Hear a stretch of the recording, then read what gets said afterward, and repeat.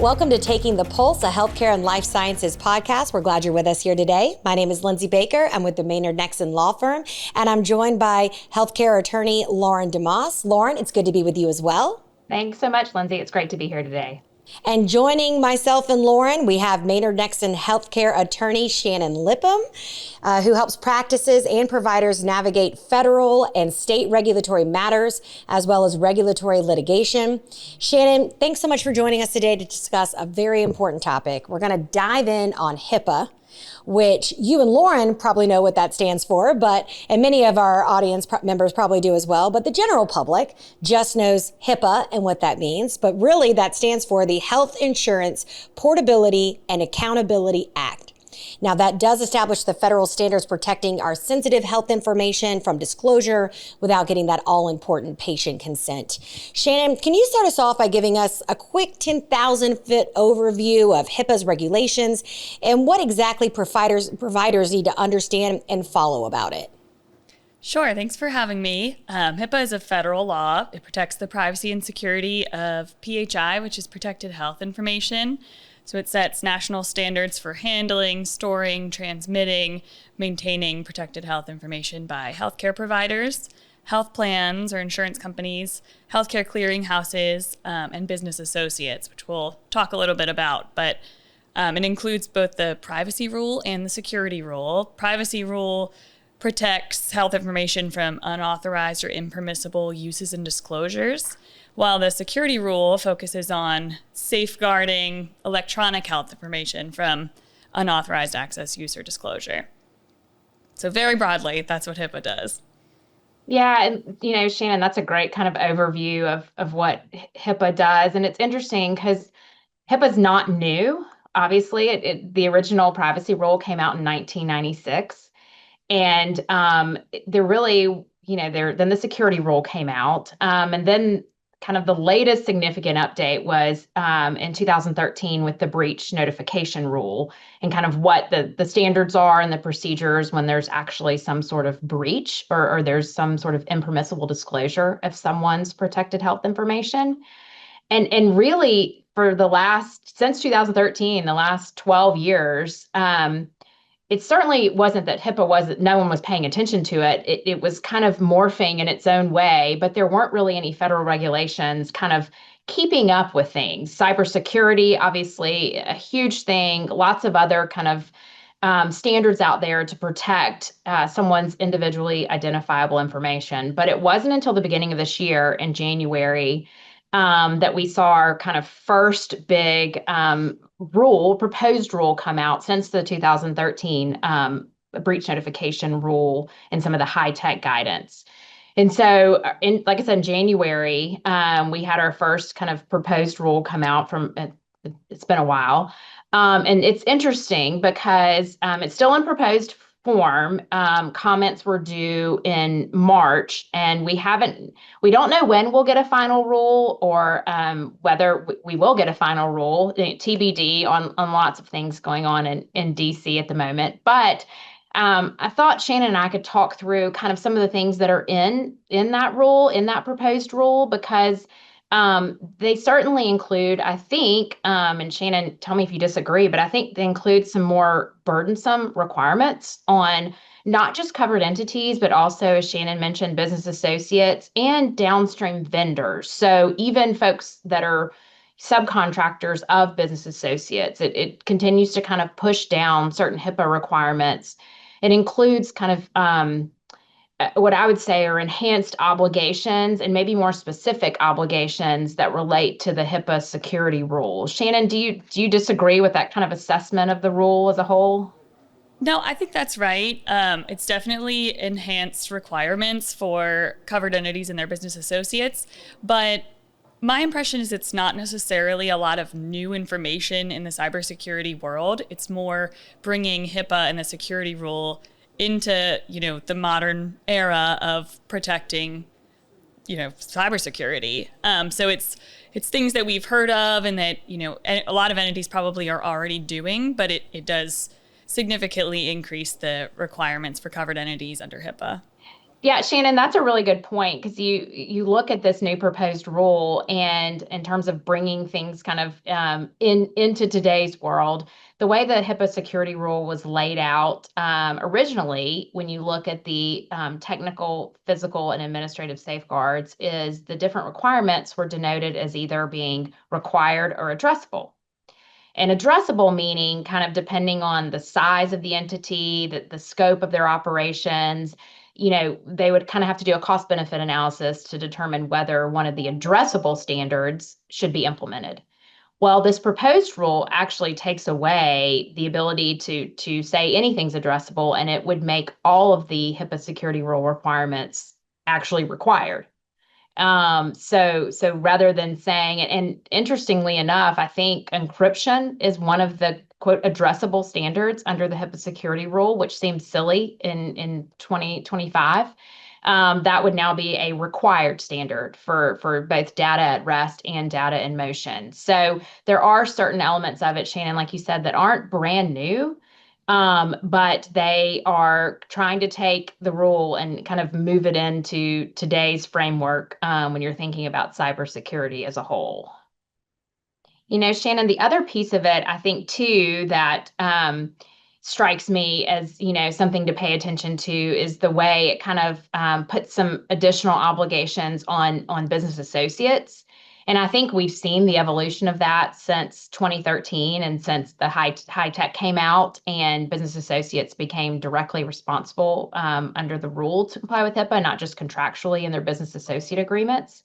But this proposed rule has some items that business associates are required to do that maybe they're being asked to do contractually, and it's not necessarily under the rule. But some of those things include if a business associate has to evoke some sort of contingency plan because of an operational issue, they've got to notify the covered entity within 24 hours of actually invoking some sort of contingency plan. And that, I would say, I think a lot of commentators, the industry thinks many of these items in the rule are probably a result of or in response to the Change Healthcare data breach that really caused some issues operationally for providers. So something like that, where if a contingency plan has to go into effect because some sort of either breach or a ransomware attack or something else, that covered entities know that they're, that's being done at the business associate level and can adjust its operations accordingly. I do think the business associate conversation is interesting when it comes to this new proposed rule that's really bringing business associates, into a lot of the same requirements of compliance as covered entities. Because when you think about business associates, it's such a broad category. Sometimes, you're working with a vendor who's a business associate and it's a giant company and the providers are actually the smaller entities. And then sometimes the opposite happens. So I think the burden on business associates is going to vary a lot. A lot of the larger, EMR platforms might already be doing a lot of these things and hopefully are. But, smaller business associates might struggle to come into compliance. It could be expensive. So that will be interesting to see. But I do think it's worth noting, like you said earlier, this was subject to a regulatory freeze earlier on in the year. And so we don't know exactly what's going to happen, but I think it's pretty generally accepted that something needs to happen with respect to cybersecurity. Whether it's this proposed rule becoming final or whether it's something new. So what do you both think that new life sciences companies in particular need to be the most concerned about regarding HIPAA? I think all companies, life sciences or otherwise, of course, need to be concerned with cybersecurity and changes coming that way, like we just talked about. But specifically for life sciences companies, it's probably important to, first of all, keep in mind how you are covered under HIPAA and if you are.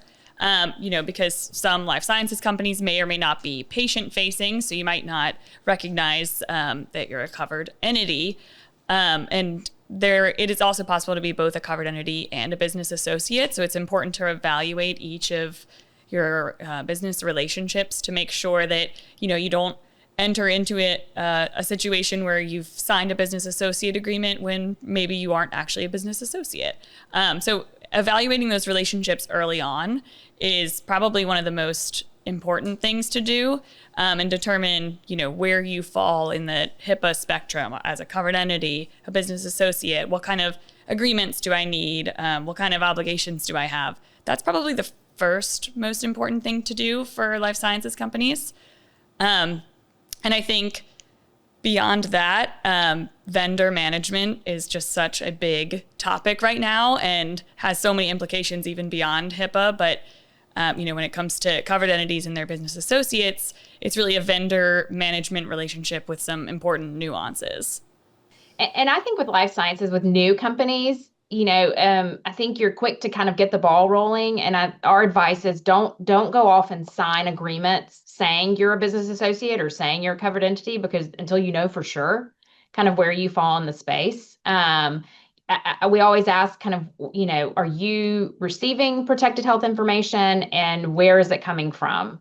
And how do you want to use it? I think those base questions need to be asked before you kind of get into, where do we fit within the HIPAA framework? Like Shannon said, are we a business associate? Are we a subcontractor, a business associate? Or are we actually billing for these services? Submitting standard electronic transactions, maybe we're a covered entity. I think knowing kind of where you fall within the framework is step one, and not to sign any agreements or any sort of enter into any sort of contractual arrangements before you're sure about where you fit in. And then that'll dictate kind of what compliance looks like. Yeah, I think another topic that might be particularly relevant for life sciences companies, and it's kind of nuanced and it's kind of come up recently, is the topic of de-identified data and what your arrangements and your contractual agreements are going to say with respect to... Wait 1 second. What's de-identified data? De-identified data is protected health information we talked about that's protected under HIPAA, and includes personally identifiable information, or PII. And that kind of PHI can sometimes be wiped clean in one of two compliant ways through HIPAA. And essentially, it'll remove or scrub any personally individually identifiable health information. So the idea is to make it impossible or highly unlikely to identify an individual from a set of data. And once you've properly de-identified your PHI, then it is no longer subject to HIPAA. So contracts nowadays should and do address what a business associate may or may not do with respect to de-identifying the covered entity's data.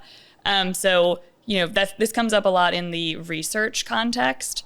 So, that's one reason that life sciences companies should probably pay close attention. What would you be able to use a covered entity that, you're otherwise performing services on behalf of? Would you be able to use their protected health information, de-identify it, and then use it for, research purposes, analysis purposes? So that is something to keep in mind in signing agreements or drafting agreements to address what you might be able to do with that data in the future, including, following the end of a relationship with another provider. So obviously this is extremely complex, extremely nuanced. How do you go about navigating HIPAA compliance when your vendors and your business associates and providers stop working together? What do providers need to do at that point? The easy answer to that is to plan ahead for a situation like that, and to have, buttoned up vendor agreements and business associate agreements that address what happens when the relationship ends, or, when the relationship no longer continues in the same way. And things to consider are, the return or destruction of protected health information, de-identified data, like we talked about, and, how to go about the end of a relationship in terms of the business associate agreement. So planning ahead is probably the best way to do that. And if not, then it's best to look to the agreements that you've already signed. What are business associates allowed to do with respect to data that they might have received from the covered entity? It'll address how it can be returned or destroyed, like the actual manner of handling the PHI. So turn to the agreements and what you're required to do under a business associate agreement. And that should address what happens at the end of a vendor business associate relationship. Yeah, I think that's exactly right, Shannon. And, typically those kind of standard provisions that relate to, upon termination, all PHI should be returned or destroyed. I would say don't brush over those. If you're entering into a new arrangement, look at how those are worded. Look, kind of do you, the provider, determine how things need to be returned, or does the business associate? Sometimes it might say that the vendor or the business associate gets to determine, whether it's feasible to return or destroy, and they kind of make the determination as to how that process works. And if you're the provider and it's your information, your PHI, you may want a little more oversight in terms of what that looks like.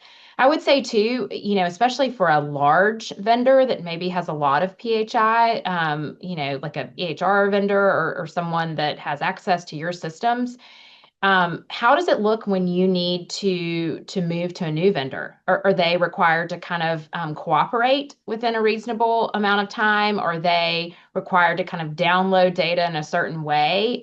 For your larger vendors, I would definitely pay attention to, kind of post-relationship termination cooperation, and how long, do you expect that to be there for 30 days, or do you, would it require 6 months of cooperation to ensure that everything gets fully integrated to a new vendor?